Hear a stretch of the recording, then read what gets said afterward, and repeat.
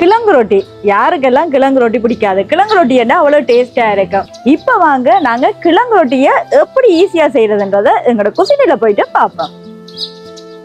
கிழங்கு ரொட்டி செய்யறதுக்கு இன்றைக்கு நாங்க ஒரு 3 கிழங்கு எடுத்துருக்கிறோம். பாருங்க, இந்த கிழங்க நாங்க தோலோடைய வச்சு நல்லா கழுவி எடுத்துடுவோம். இப்ப பாருங்க, நாங்க கிழங்க கழுவி எடுத்துட்டோம். அடுத்தது கொஞ்சமா தண்ணி சேர்த்துக்கொள்ளுவோம். அடுத்தது கொஞ்சமா உப்பு சேர்த்துக்கொள்ளுவோம்.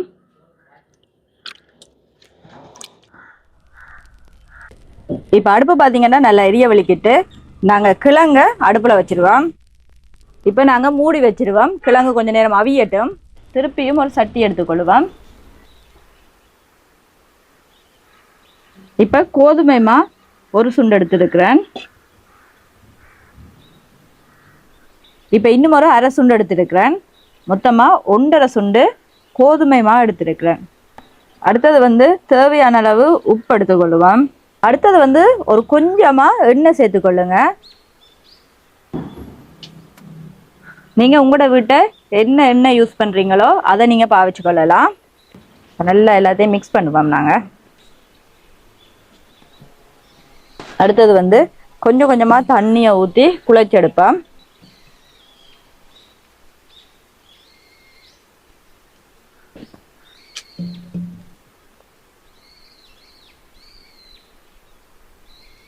இப்ப இந்த வீடியோவை பார்த்து கொண்டிருக்கிறவங்கள்ட்ட ஒரு கேள்வி. யாழ்ப்பாணம், முல்லைத்தீவு, கிளிநொச்சி இப்படியான இடங்கள்ல முக்கியமான ஒரு சோட்டிஸ் இருக்கும். அது என்னன்றத கமெண்ட் பண்ணுங்க மறக்காம. அப்படி கமெண்ட் பண்ணிட்டீங்கன்னா கட்டாயமா அந்த சாப்பாடை நாளைக்கு நான் செய்து காட்டுறேன். இப்ப கடைசியா கொஞ்சமா எண்ணெய் சேர்த்துக்கொள்ளுவோம். நல்லா மாவை மசிச்சு விட்டீங்கன்னா தான் மாவு நல்லா சாஃப்டா வரும்.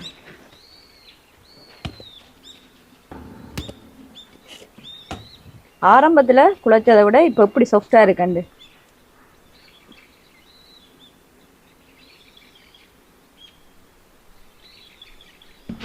இப்ப பாருங்க, நாங்க மாவை ரெடி பண்ணிட்டோம். பாருங்க எப்படி இருக்கண்டு.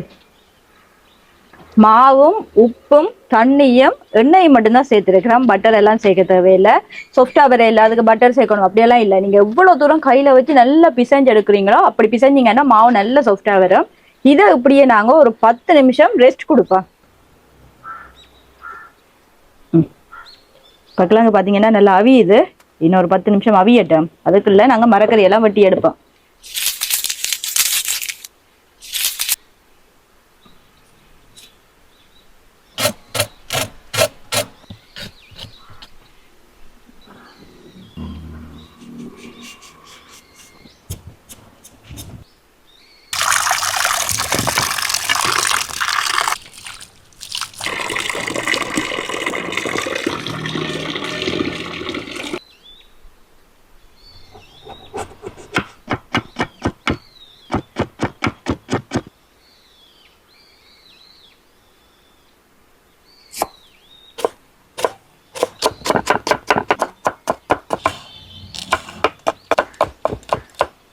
இப்ப மரக்கறியையும் வெட்டி எடுத்தாச்சு.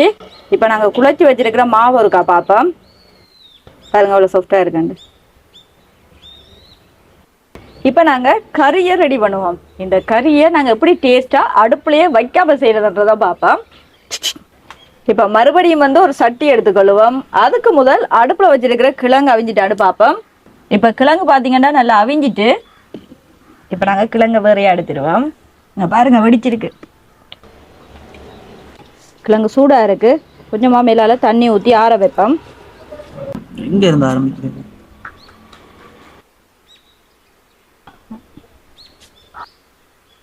ஓகே,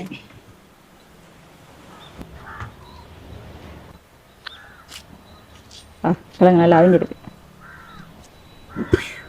ரெண்டாவது ஈராங்காரன் குண்டு போட்ட மாதிரி.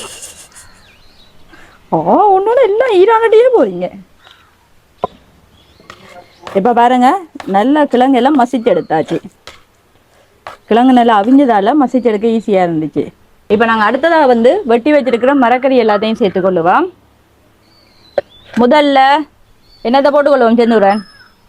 வெங்காயம் பச்சை மிளகா வெங்காயத்தையும் பச்சை மிளகாவையும் சேர்த்துக்கொள்ளுவான். அடுத்ததா லீக்ஸை சேர்த்துக்கொள்ளுவான். அதோடைய கேரட்டும் சேர்ந்து வருகுது, அப்போ அதையும் சேர்த்துக்கொள்ளுவான். Next carrot. இப்போ தேவையான அளவு உப்பு சேர்த்துக்கொள்ளுவான். இப்போ நாங்கள் எல்லாத்தையும் நல்லா மிக்ஸ் பண்ணி எடுப்போம்.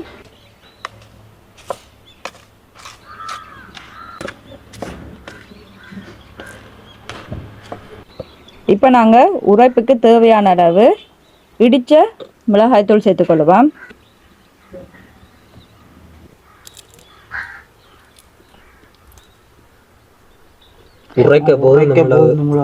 ஓ, இந்த மிளகா வாசமா இருக்காண்டு பாருங்க, ஒருக்கா கையில வாசத்தை பாரு. கையில வாசத்தை பார்க்க கையெல்லாம் எரியும். வாசனை வருது, கையே எரியும் இந்த மிளகா வட்டி. ஓ, ஓடி போய் தேங்கனை பூசிக்கோள் இந்த இருக்கு. இப்போ கடைசியா நாங்கள் எல்லாத்தையும் மிக்ஸ் பண்ணி எடுப்போம். பாருங்க, இந்த நாவல் கலர் மிளகாய் சேர்த்துருக்கு. எந்த ஒரு மரக்கறி சமைக்கையும் எந்த ஒரு மாமிசம் சமைக்கையும் நாங்கள் அதிகளவாக வந்து அடுப்பில் அவிக்கக்கூடாது. இப்படி பச்சையாக செய்து பாருங்களேன், அதில் இன்னும் கொஞ்சம் வித்தியாசமான டேஸ்ட்டாக இருக்கும், நல்லா இருக்கும். அடுத்தது இப்போ நாங்கள் இன்றைக்கு வந்து இந்த கறிக்கு கிழங்கு, லீக்ஸ், கேரட், மிளகாய், வெங்காயம் எல்லாம் போட்டு குழச்சிருக்கிறேன்.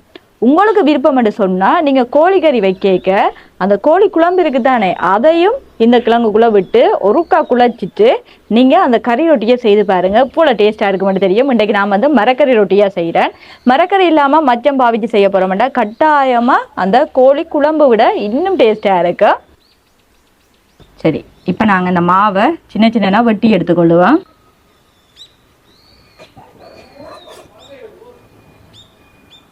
உண்டு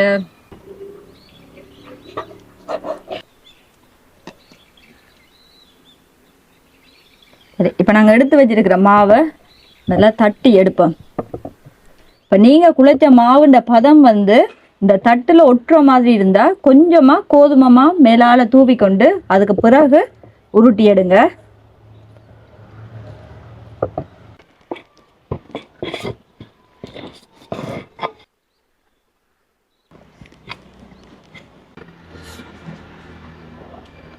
இப்போ பாருங்க, இவ்வளோ மெல்லிசா தட்டி எடுத்தாச்சாண்டு. இப்போ நாங்கள் ரொட்டி மாதிரி தட்டி எடுத்துட்டோம். இப்போ நாங்கள் செய்து வச்சிருக்கிற கறியை இந்த ரொட்டிக்கு மேலே வைப்போம்.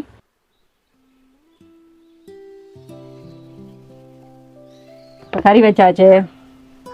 இப்போ இப்படி எடுத்து இப்படி ஒரு மடி, இப்படி எடுத்து இப்படி ஒரு மடி,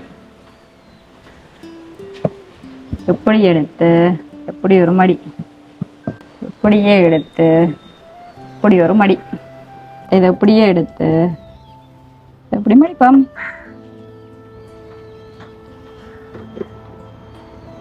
ரெடி. ஓகே, இப்போ எல்லா கறி ரொட்டியையும் ரெடி பண்ணிட்டோம். எந்த ஒரு சமையல் செய்யக்கையும் வீட்டில் இருக்கிற பொருட்களை வச்சுக்கொண்டு எப்படி ஈஸியாக சமைக்கலாம்ன்றது தான் என்னுடைய காணொலியாக இருக்கிறது. இன்றைக்கும் அப்படித்தான். இன்றைக்கு இந்த கறி ரொட்டிக்கு இன்னும் கொஞ்சம் டேஸ்ட்டை கூட்டணும்னு நினச்சிங்கன்னா முட்டையிட மஞ்சள் கரு இருக்குது தானே, அந்த மஞ்சள் கரு எடுத்து நல்லா மிக்ஸ் பண்ணிவிட்டு கொஞ்சம் மேலால் பூசிட்டு அதுக்கு பிறகு சுட்டு பாருங்கள், இன்னும் கொஞ்சம் டேஸ்ட்டாக இருக்கும். இப்போ இதை நாங்கள் அடுப்பில் வச்சு சுட்டு எடுத்துடுவோம்.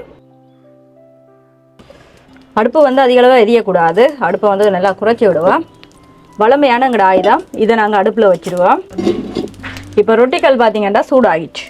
இதுக்குள்ளே நாங்கள் கொஞ்சமாக எண்ணெய் சேர்த்துக்கொள்ளுவோம். இப்போ ரொட்டிக்கல்லும் நல்லா சூடாகிடுச்சு. அடுத்தது என்ன, இதை வச்சு நாங்கள் சுட்டெடுப்போம்.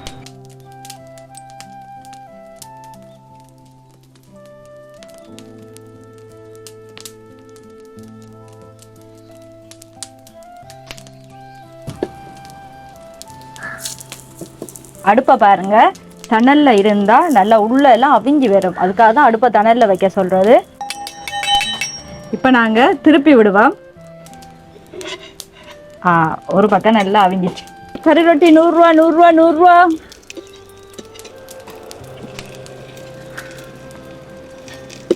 நெருப்பு வந்து அளவான தணல்ல இருக்கிறபடியா பாருங்க, இப்படி பார்க்கவே ஆசையா இருக்கு. இந்த கலருக்கு எடுக்கணும், நல்ல ஒரு கோல்டு ப்ரௌன் கலருக்கு எடுக்கணும். மற்றதையும் இப்படி ஒரு பக்கம் அவிய வைப்போம்.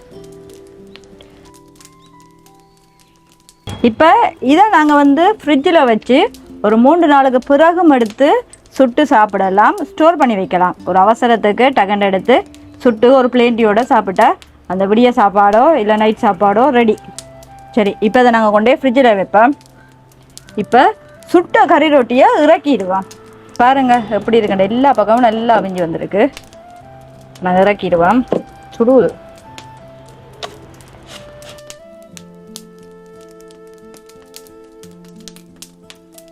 நாங்கள் 2 பேரும் ஷேர் பண்ணி தேங்க்யூ ஸோ மச். குடிச்சு பார்த்துட்டு எப்படி பண்ணுங்க.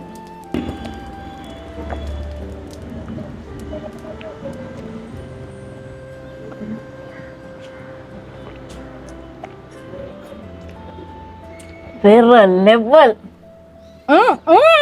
எங்கேயோ போயிட்ட நீ. 2 தேசி பழம், சன்கு எல்லாத்தையும் போட்டு அரைச்சு கொடுத்தீங்களா ஜூஸ். என்ன, நான் ஒரு 8 நிமிஷம் எடுக்கிற வீடியோ நீ 2 செகண்ட்ல முடிச்சுட்டு போயிட்டேன். இப்போ பாருங்க, நாங்கள் பச்சையா போட்ட வெங்காயம், கேரட், லீக்ஸ் எல்லாம் இப்படி அவிஞ்சு வந்திருக்கேன்.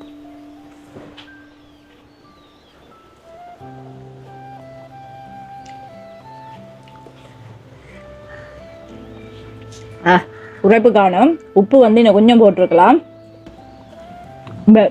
நாங்கள் போட்ட கேரட், லீக்ஸ், வெங்காயம் எல்லாம் வாயில கடிபடைக்க இன்னும் டேஸ்டா இருக்கு. மறக்காம இந்த காணொலியை பார்க்கறது மட்டும் இல்லை, வீட்டையும் ட்ரை பண்ணி பார்த்துட்டு எப்படி இருக்குன்னு கமெண்ட் போடுங்க. நிறைய பேர் பழைய வீடியோக்கெல்லாம் கமெண்ட் போட்டு கொண்டு இருக்கிறீங்க. இந்த கறியை நான் இப்போ செய்து பார்த்துருக்கேன் தீபா, நல்லா இருக்கேன்ட்டு. உண்மையாகவே நன்றி. இப்படி நீங்களும் தொடர்ச்சியாக உங்களோட வீட்டை எல்லா சாப்பாடுகளையும் செய்து பாருங்க. வீட்டை இருக்கிற பொருளை வச்சுக்கொண்டு ஈஸியாக குயிக்காக எப்படி செய்யலாம்ன்றது தான் என்னுடைய சமையல் காணொலி எல்லாம். நீங்களும் கட்டாயமாக முயற்சி செய்து பார்த்துட்டு கமெண்ட் பண்ணுங்க. இது போல இன்னொரு சமையல் காணொலியோட உங்களை நான் நாளைக்கு சந்திக்கிறேன். மறக்காம நான் கேட்ட கேள்விக்கும் பதில சொல்லிடுங்க. அப்படி சொல்லிட்டீங்கன்னா அந்த சமையல் காணொலி தான் நாளைக்கு உங்களுக்காக.